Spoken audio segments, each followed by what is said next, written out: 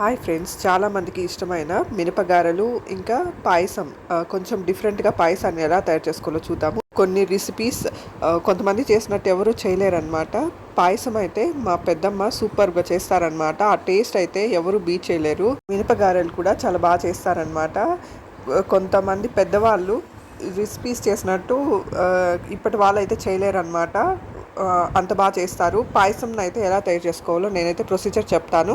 ముందుగా ఒక స్టవ్ పైన కొంచెం వేడి నీళ్ళు అయితే వేడి చేసుకొని ఇంకో స్టవ్ పైన నెయ్యి వేసి సగ్గుబియ్యాన్ని అయితే వేయించుకోవాలి. సగ్గుబియ్యం బాగా వేగాక మరుగుతున్న వేడి నీళ్ళల్లో సగ్గుబియ్యాన్ని వేసి ఉడికించుకోవాలి. సగ్గుబియ్యం సగం ఉడికాక నెయ్యిలో వేయించుకున్న సేమియాను కూడా వేసుకొని కొంచెం సేపు సేమియా ఉడికేంత వరకు ఉడికించుకోవాలి. ఆ తర్వాత చక్కెరని వేసేసి కొంచెం సేపు బాగా ఉడికించాలన్నమాట. ఆ తర్వాత సపరేట్గా పాలన అయితే బాగా వేడి చేసి మీగడ కట్టేంత వరకు బాగా వేడి చేయాలన్నమాట. ఆ తర్వాత చల్లారబెట్టి ఈ పాయసం ఇందులో అయితే మిక్స్ చేసేసేయాలన్నమాట. ఆ తర్వాత జీడిపప్పును కూడా నేతిలో వేయించి జీడిపప్పు కిస్మిస్ని కూడా ఇందులోకి యాడ్ చేసుకోవాలన్నమాట. తర్వాత ఇలాచీ పౌడర్ని వేసేసుకోవాలి. Thank you for watching.